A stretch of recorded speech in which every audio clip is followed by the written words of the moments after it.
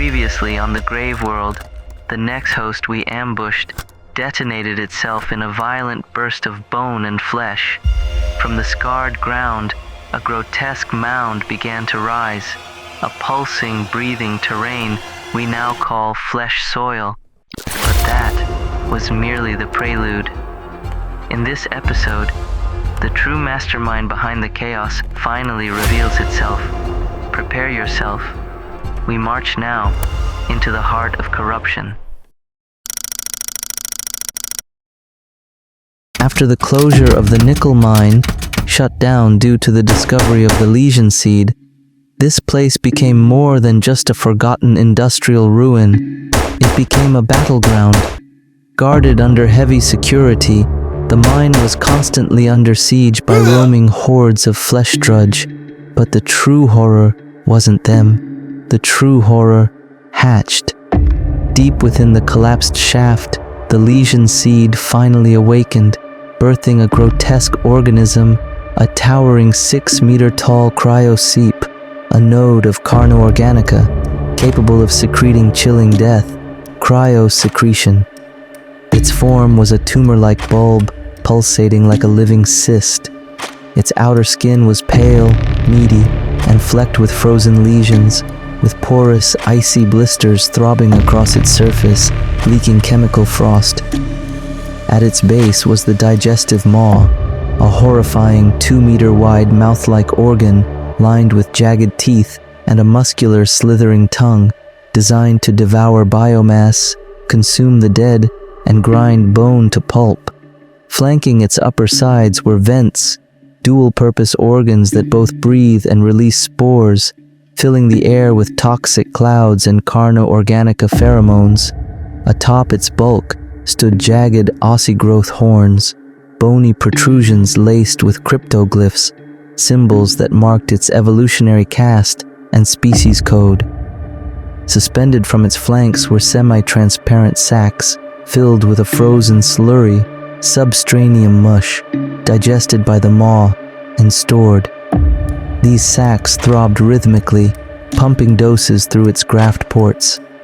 And embedded deep within its structure, a hexagonal bone-flesh socket, a next host dock, where next hosts would connect, extract fluids, and bind their contracts with the organism. Then, the cryoseep moved.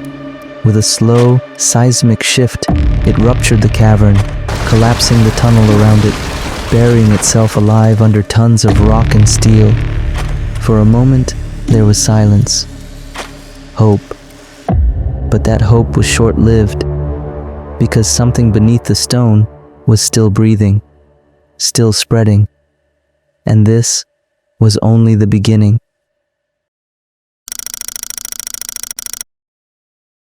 They thought it was over, but this was just the beginning.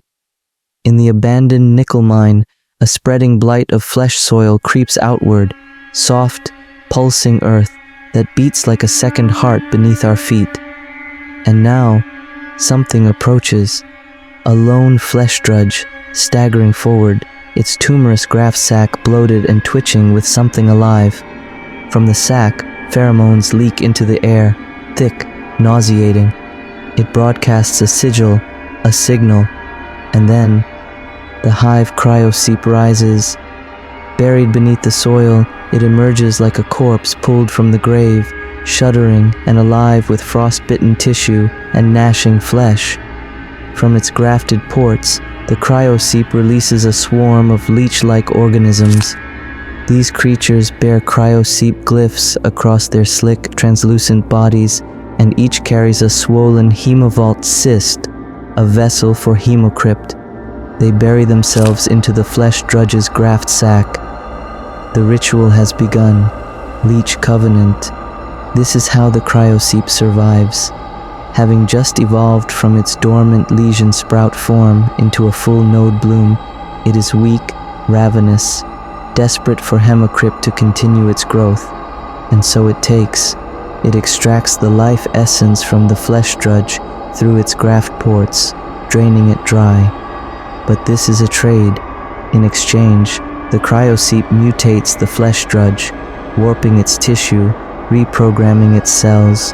The creature grows stronger, faster. It now possesses advanced regenerative traits, elevated senses, and carnivorous instincts. It is no longer a mindless husk. It is now a predator-class flesh drudge, a military unit in the cryo-seep's growing army. Yet, this pact is fragile. If the Leech Covenant fails, both the host and the leeches die. But this time, the Covenant succeeds, and we were too late. The cryo-seep is fed, the hive stirs, and its ascension has only just begun. The nickel mine is no longer just a dead industrial site. It's a living battlefield, and the heartbeat of something monstrous. Every day, activity swells around the flesh-soiled crater. Flesh drudges, once mindless scavengers, now prowl the perimeter.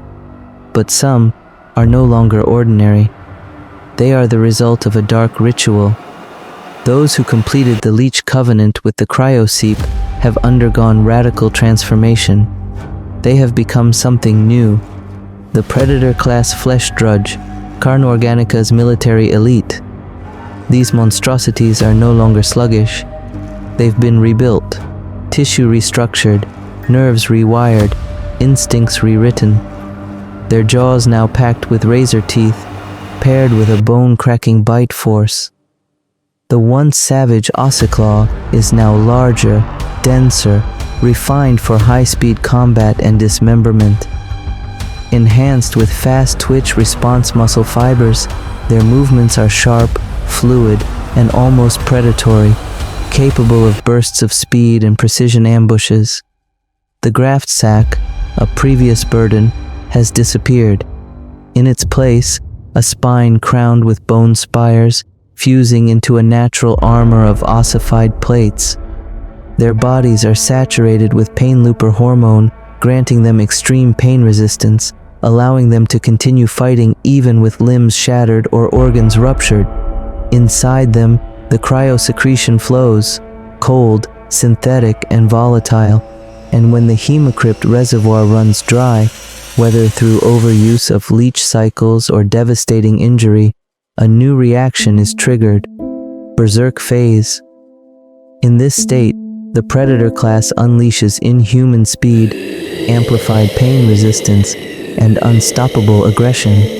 There is no retreat, there is only forward. Then comes the final act. Their body swells, veins freeze, their cryosecretion ignites. They detonate, scattering themselves, and the cryo-seep leeches they carry, in a blizzard of cryo-mist, seeding the ground with infection and death. At the mine site, multiple Predator-class forms have now been sighted. This isn't an isolated event. It's a military escalation. The cryo-seep hive has absorbed enough hemocrypt to begin larger, more aggressive contracts.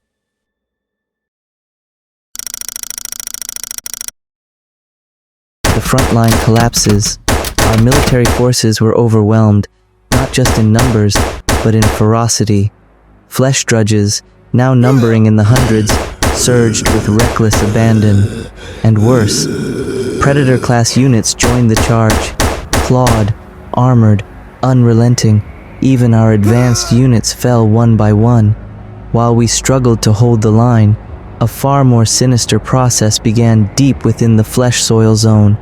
The cryo-seep, now engorged with hemocrypt harvested from multiple Leech Covenants, initiated the next stage of its plan.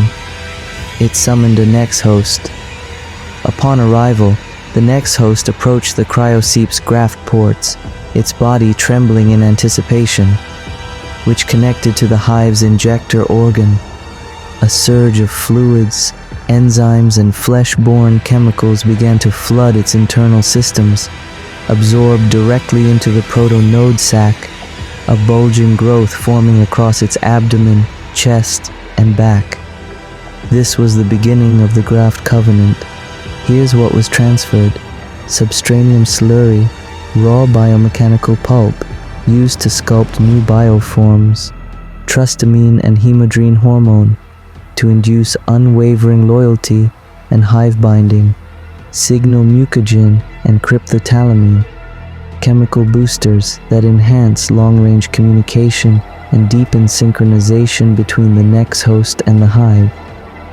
In return, the Nex host offers its hemocrypt, looping it back into the hive's core network, a biological exchange of life, will, and purpose.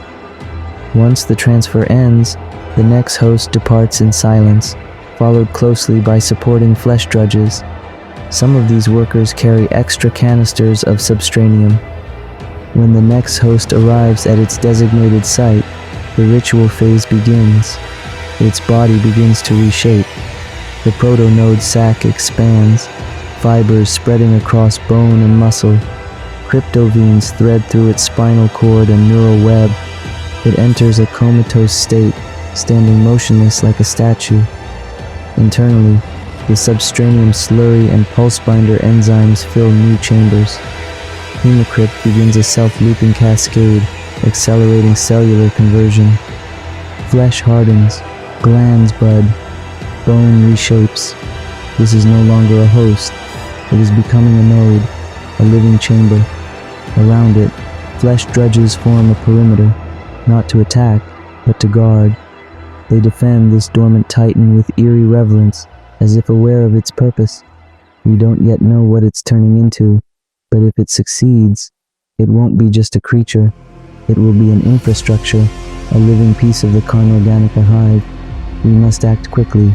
A new biological fortress is being born, and once it awakens, the war will shift entirely. Not long after, a massive tumor emerged from the flesh soil.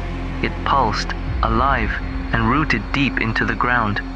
This wasn't just another mutation, it was the beginning of something much greater. The first node had arrived, and that can only mean one thing. War is about to begin. Prepare yourself, brave soldier.